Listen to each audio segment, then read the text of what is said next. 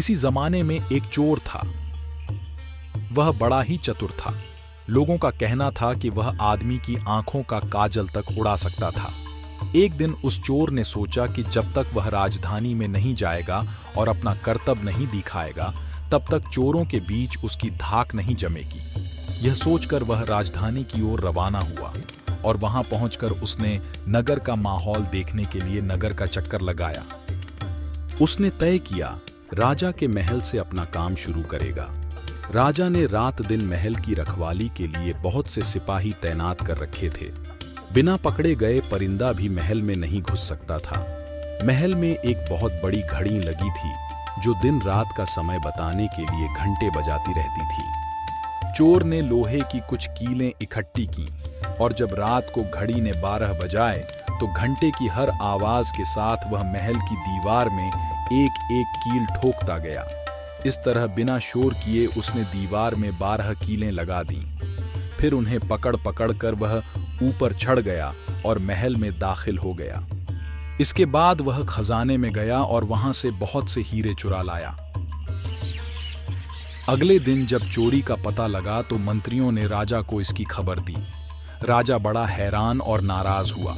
उसने मंत्रियों को आज्ञा दी कि शहर की सड़कों पर गश्त करने के लिए सिपाहियों की संख्या दूनी कर दी जाए और अगर रात को किसी को भी घूमते हुए पाया जाए तो उसे चोर समझकर गिरफ्तार कर लिया जाए। जिस समय दरबार में यह ऐलान हो रहा था, एक नागरिक के भेष में चोर वहीं मौजूद था। उसे सारी योजना की एक एक बात का पता चल गया। उसे फौरन यह भी मालूम हो गया कि कौन से 26 सिपाही शहर में गश्त के लिए चुने गए हैं। वह सफाई से घर गया और साधु के कपड़े धारण करके उन 26 सिपाहियों की बीवियों से जाकर मिला और उनके हाथ देखकर बताया कि वह रात उसके लिए बड़ी शुभ है। उसने कहा कि उनके पति की पोशाक में चोर उनके घर आएगा, लेकिन चोर को अपने घर के अंदर मत आने देना, नहीं तो वह तुम्हें दबा लेगा। घर के सारे दरवाजे बंद कर लेना और भले ही वह पति की आवाज में बोलता सुनाई दे, उसके ऊपर विश्वास मत करना और जलता कोयला फेंक देना। इसका नतीजा यह होगा कि चोर पकड़ में आ जाएगा। सारी स्त्रियां रात को चोर के आगमन के लिए तैयार हो गईं। अपने पतियों को उन्होंने इसकी जानकारी नहीं दी। इस बीच पति अपनी गश्त पर चले गए और सवेरे 4 बजे तक पहरा देते रहे। हालांकि अभी अंधेरा था, लेकिन उन्हें उस समय तक इधर उधर कोई भी दिखाई नहीं दिया, तो उन्होंने सोचा, लगता है भीमा भाई आज रात को चोर नहीं आएगा। हम ऐसे ही अपनी रात खराब कर रहे हैं। हमें चलकर अपनी बीवियों के पास जाकर सोना चाहिए। काहे अपनी रात खराब करें। यह सोचकर उन्होंने घर जाने का फैसला किया। ज्यों ही वे घर पहुंचे, स्त्रियों को संदेह हुआ और उन्होंने चोर की बताई कार्रवाई शुरू कर दी।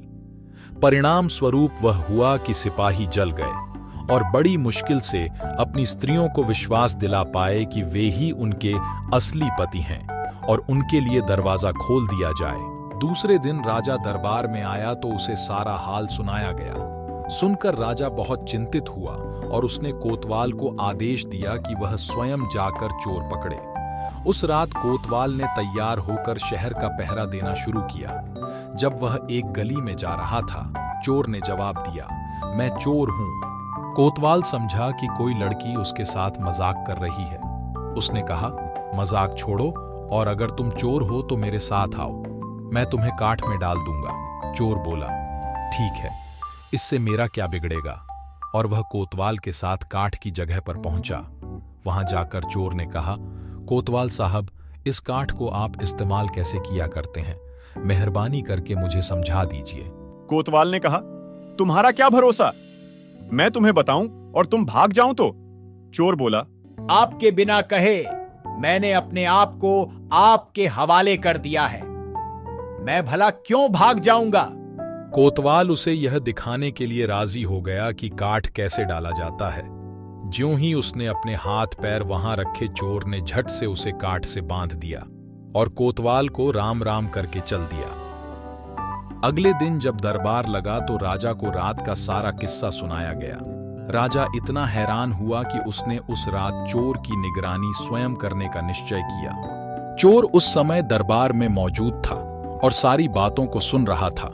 रात होने पर उसने साधु का भेष बनाया और नगर के सिरे पर एक पेड़ के नीचे धूनी जलाकर बैठ गया। राजा ने गश्त शुरू की और 2 बार साधु के सामने से गुजरा।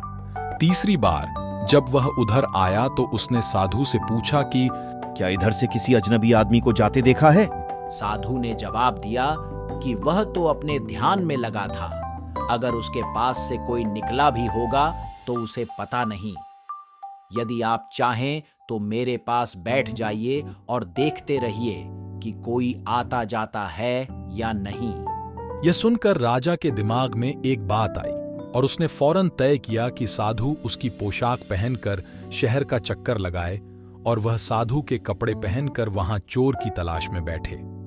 आपस में काफी बहस मुबाहिसे और 2-3 बार इनकार करने के बाद आखिर चोर राजा की बात मानने को राजी हो गया और उन्होंने आपस में कपड़े बदल लिए। चोर तत्काल राजा के घोड़े पर सवार होकर महल में पहुंचा और राजा के सोने के कमरे में जाकर आराम से सो गया। बेचारा राजा साधु बना चोर को पकड़ने के लिए इंतजार करता रहा। सवेरे के कोई 4 बजने आए। राजा ने देखा कि न तो साधु लौटा और कोई आदमी या चोर उस रास्ते से गुजरा, तो उसने महल में लौट जाने का निश्चय किया। लेकिन जब वह महल के फाटक पर पहुंचा तो सिपाहियों ने सोचा, राजा तो पहले ही आ चुका है, हो न हो यह चोर है जो राजा बनकर महल में घुसना चाहता है। उन्होंने राजा को पकड़ लिया और काल कोठरी में डाल दिया। राजा ने शोर मचाया पर किसी ने भी उसकी बात न सुनी। दिन का उजाला होने पर काल कोठरी का पहरा देने वाले सिपाही ने राजा का चेहरा पहचान लिया। उधर चोर जो रात भर राजा के रूप में महल में सोया था, सूरज की पहली किरण पड़ते ही राजा की पोशाक में और उसी के घोड़े पर रफू चक्कर हो गया। अगले दिन जब राजा अपने दरबार में पहुंचा तो बहुत ही हतरश्य था। उसने ऐलान किया कि अगर चोर उसके सामने उपस्थित हो जाएगा तो उसे माफ कर दिया जाएगा और उसके खिलाफ कोई कार्रवाई नहीं की जाएगी, बल्कि उसकी चतुराई के लिए उसे इनाम भी मिलेगा। चोर वहां मौजूद था ही फौरन राजा के सामने आ गया और बोला, महाराज, मैं ही वह चोर हूं। इसके सबूत में उसने राजा के महल से जो कुछ चुराया था वह सब सामने रख दिया, साथ ही राजा की पोशाक और उसका घोड़ा भी। राजा ने उसे गांव इनाम में दिए और वादा कराया कि वह आगे चोरी करना छोड़ देगा। इसके बाद से चोर खूब आनंद से रहने लगा और चोरी करना छोड़ दिया।